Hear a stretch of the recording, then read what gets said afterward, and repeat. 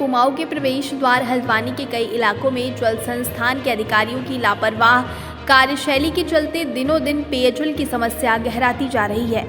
जल संस्थान के अधिकारी दफ्तरों में बैठकर जल संकट से जूझने के उपाय खोजने में लगे हुए हैं और जनता पेयजल के लिए तरस गई है। ऐसे में कुछ लोग तो निजी टैंकर के भरोसे हैं तो कोई किसी तरह सीमित पानी में गुजर बसर करने को मजबूर है। पिछले कई महीनों से नलों में पीने का पानी न आने से नाराज इंदिरानगर क्षेत्र के लोगों ने आज जल संस्थान के अधिशासी अभियंता कार्यालय के बाहर जमकर नारेबाजी की। इसके बाद अधिशासी अभियंता संजय श्रीवास्तव के दफ्तर में ही धरने पर बैठ गए। इस दौरान पानी की फरियाद लगा रही एक महिला को अधिशासी अभियंता ने यहां तक कह दिया कि नेता नगरी ना करें, शांत रहें वरना पुलिस बुलाना मुझे भी आता है। काफी देर तक नाराज लोग अधिशासी अभियंता के दफ्तर में जमीन पर ही बैठे रहे। जब इंदिरानगर क्षेत्र में पेयजल किल्लत के कारणों को खोजा गया तो खुद अधिशासी अभियंता संजय श्रीवास्तव ने माना कि क्षेत्र में जेई पेयजल समस्या के समाधान के प्रति तकनीकी रूप से सक्षम नहीं है।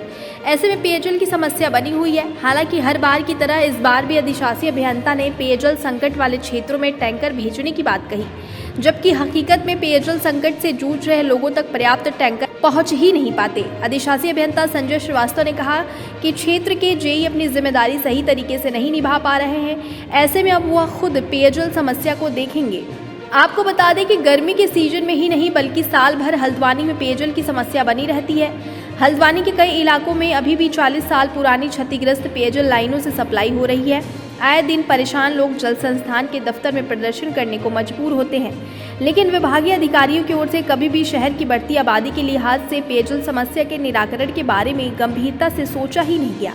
हाँ, कभी अमृत योजना तो कभी किसी योजना के तहत शहर को पेयजल संकट से दूर करने की बात अधिकारी कहते जरूर हैं, लेकिन ज़मीनी हकीकत यह है कि भारी भरकम बिल चुकाने के बावजूद शहर के कई परिवारों को पर्याप्त पेयजल नहीं मिल पा रहा है। आप भी सुनिए कैसे पेयजल से परेशान लोग अपनी पीड़ा को जाहिर कर रहे हैं।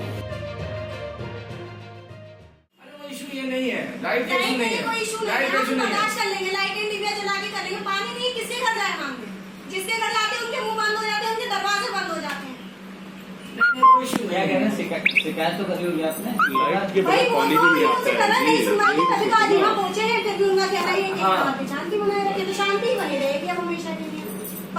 शांति तो बना के रखनी पड़ेगी ना भाई। यहाँ तोड़फोड़ नहीं होगी क्या? नहीं सर, तोड़फोड़ क्या नेतागिरी कम करिए, मैं बता रहा हूँ आपको जरा समझेंगे। मुझे भी पुलिस को कहना आता अभी 1 मिनट में बात करनी है। अगर वो आपसे कह रहे कि शांति से बात करो तो क्या बुराई होगी? कहाँ से बात कर सकते हैं हम लोग?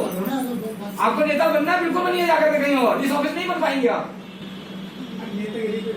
आप प्यार से बातें करो, आपकी प्रॉब्लम सुनेंगे, हम करेंगे हम लोग। हमारे घरों में 3 महीने से पिछले पानी नहीं है। यहाँ आके समस्या सिर्फ यही है, यहाँ आते हैं तो यहाँ के अधिकारी भी हमसे यही कहते हैं किस तरीके की बदतमीजी में बात कर रही हो। तमीज से बात करो, शांति से बात करो। सुनवाई तो हो नहीं रही है। तमीज और शांति वो हमें यहाँ सिखा रहे हैं। हमें पानी चाहिए और जल्द से जल्द चाहिए अपनी लाइनों में। नहीं आ रहा पानी पिछले 3 महीनों से नहीं आ रहा है। अब बिल आ रहा है? बिल बराबर आ रहा है। बिल को माफ करवाए, हमारे 3 महीनों के बिल को माफ करवाया जाए। लाइनें बिल्कुल सूखी पड़ी हुई है हमारी। क्या कह रहे हैं लोग? इन लोगों के ना यही है, बस शांति बनाए रखें तो ठीक है, शांति बनी रहेगी। अच्छा, आप यहाँ पर आए थे, ये आपसे बदतमीजी कर रहे थे, क्या बोल रहे थे? ना बदतमीजी कुछ नहीं करी, ये कहा शांति बनाए रखें, तसल्ली से बात करें, ये और वो। क्या आप नेतागिरी करोगी, नेता बनोगी आने वाले टाइम की? मैं कोई नेता नहीं बनूंगी। मुझे अपनी लाइनों में पानी चाहिए। आज अभी इसी वक्त पानी छोड़वाया जाए हमारी लाइन में। 1-2 महीने से पानी नहीं आ रहा है। यहाँ के लोग बार बार जनप्रतिनिधियों के माध्यम से, लोगों के माध्यम से बार बार शिकायत कर रहे हैं, लेकिन अधिशासी अभियंता वो जई सुनने को राजी नहीं है। आज मजबूरी में बस्ती के लोग यहाँ आए और उन्होंने कहा भाई हमें पानी की व्यवस्था दो, पानी सप्लाई चालू करो। कोई अधिकारी जाने को राजी नहीं है क्षेत्र में। कोई अधिकारी मोहल्ले में जहाँ जहाँ पानी नहीं आ रहा वहाँ पर घूमने को राजी नहीं है। पानी क्यों नहीं आ रहा उसका कारण पता लगाने को राजी नहीं है। तो अब आज मजबूरी में हम लोग यहाँ पे आए।